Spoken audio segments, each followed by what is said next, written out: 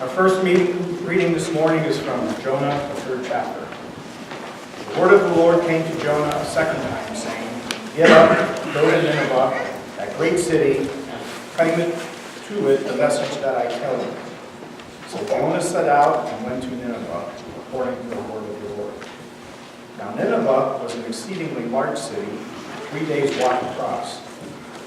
Jonah began to go into the city, going a day's walk, and he cried out, 40 days more, and Nineveh shall be overthrown.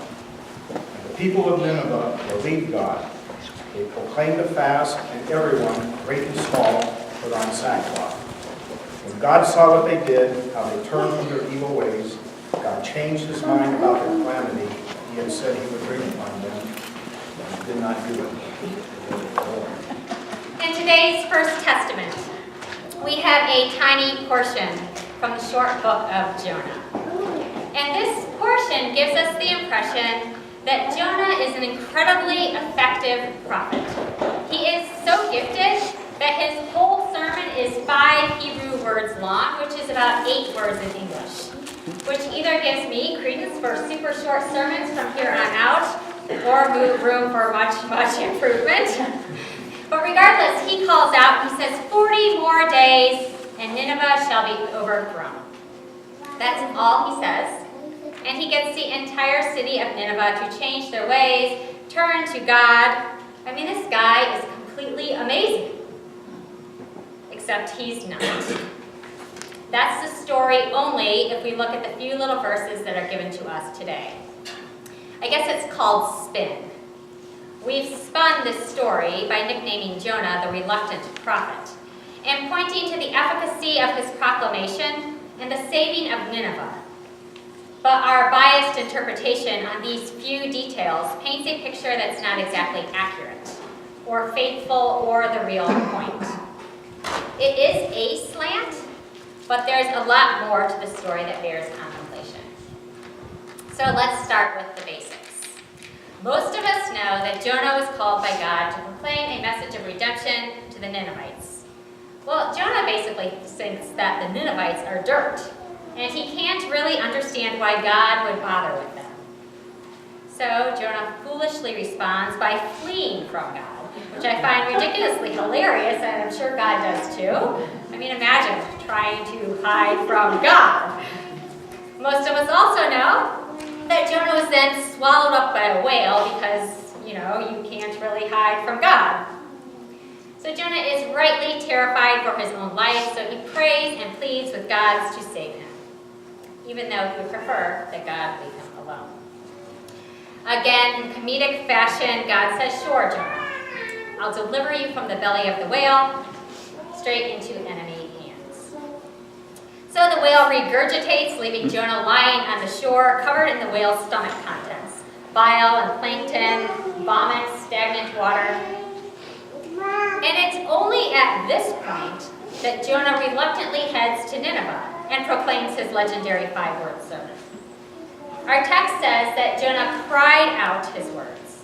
And I don't think that they were cries of joyous proclamation, but rather cries of loathing and desperation laced with, maybe if I just get this over with, then God will leave me alone. Basically, Jonah proclaimed the acceptable minimum to get God off of his back. Jonah doesn't want to be part of the good news. He proclaimed it, but only because God made him. His heart wasn't in it. He doesn't embrace it, or even, according to his own words, long for it. He's furious with God, and later on in our text, he tells God straight up, "This is what I was afraid of. When I was in my own country, I knew that you were merciful, slow to anger, and abounding in steadfast love." Jonah hates God for being God, and basically admits that he himself is not merciful, slow to anger, or abounding in steadfast love, nor does he care to be. Jonah doesn't want to be part of this God who can love everyone, this God who can forgive everyone, this God who can extend mercy and goodness to everyone. He cannot bear to live in a world where God is merciful and gracious to those unlovable people. And so he asks to die. Of Of course, God is outrageously wicked in this story. So he doesn't kill Jonah. I can't decide if God does this out of mercy, spite, or humor. Maybe a little bit of all three. But I think it's partly because God never seems to give Jonah what he wants. But mostly it's because Jonah is already dead. He just doesn't know it yet. And that's the heart of where I'd like us to focus. The concept of being dead while still alive. See, this is not about the Ninevites' redemption. It's about Jonah's redemption. The call of Jonah is not Jonah's call to prophecy. It's Jonah's call to live. To learn to live in the generosity, beauty, and abundance of love. And thus far, Jonah's heart is not changed. When God doesn't let Jonah die, Jonah does this funny little thing. I have this image in my head. If you have a toddler in your house, I feel like you can relate. Jonah does this funny thing. He goes to the outskirts of the city and he sits there and he watches them as they rejoice and they sing and they worship God. You know, it's just too much for him to handle, but he can't help but watch. These dirty and sinful people are embracing life and love, and he sits there and he sulks and he sees. In the bowels of his soul, Jonah knows the blessings of God will swallow him whole. He knows that God will swallow up his pride and his anger and his hatred and his fear, his superiority and his self-reliance. And in hindsight, he'd rather be swallowed by a whale. I can imagine the line of thought going through his mind. They don't deserve generosity. They haven't worked hard enough for it. They squander everything, and they take what they don't deserve. Now, before I go on, I'd like to point out that this is the very basis for grace and mercy. No, we don't deserve it. No, we haven't worked hard enough for it. No, we haven't been generous. And yes, we squander much, especially our very lives. And by the love of God, there is grace and mercy. And only through them may full life be known. But back to poor Jonah, who hasn't quite learned how to swallow mercy and stomach grace. Jonah believes that a merciful God would just let him die. I mean, that would be the gracious thing to do. But God's gracious and merciful heart is bent on teaching Jonah to live.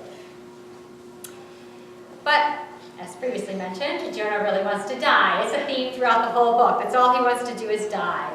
And so he sits stewing about those cruddy old Ninevites in the scorching sun just to remind himself how terrible his life really is. And as I've mentioned, God really wants Jonah to live. So he takes pity on him. And he sends a little bush to protect his sorry head from the howling winds and the blistering sun. The provision of the plant to Jonah is pure blessing. It is shade and shelter, food and beauty, life and company. It is a tangible blessing of God himself watching over Jonah. And finally, Jonah loves something besides himself, his lovely little plant. Maybe God is not as wickedly humorous as we thought. Or maybe he is.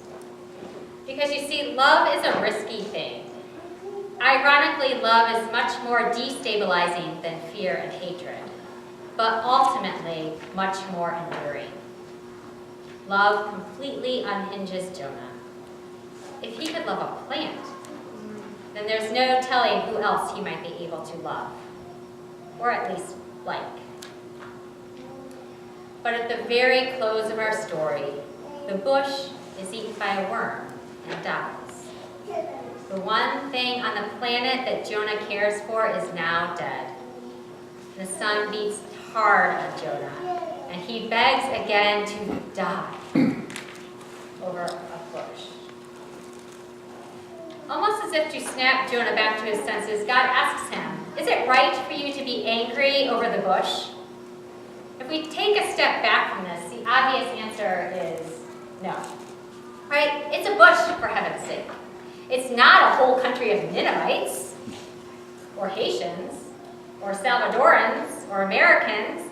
It's not even a child or a pet. It's just a bush. except it's not really over a bush. It's over love. Jonah has learned to love and learned to live. And he's learned how heartbreaking and how breathtaking life can be when you love someone. And he's learned the sacrifices you'd make for someone that you love. And I guess that's the thing, isn't it? God's quarrel with Jonah wasn't over a country. It was over love, over mercy and grace. In many regards, Nineveh is the great stumbling block of our lives today. You know what the great oddity of the book of Jonah is? We aren't told what happens. It closes, of course, with Jonah again really wanting to die because his heart is broken. And in that tender moment, God poses this question to Jonah. Why shouldn't I be concerned about those people?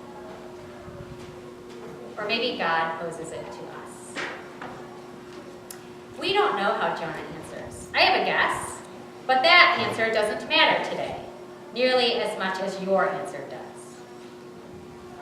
We also don't know if Jonah dies, but we do know that if God is concerned about the Ninevites, he is also concerned about Jonah. We do know that despite the fact that every inch of his life seemed to be drawing him into his death, Jonah has finally learned true love and tasted mercy and grace. We do know that in death, Jonah knew life. And that, my friends, was and is and always will be how the story ends.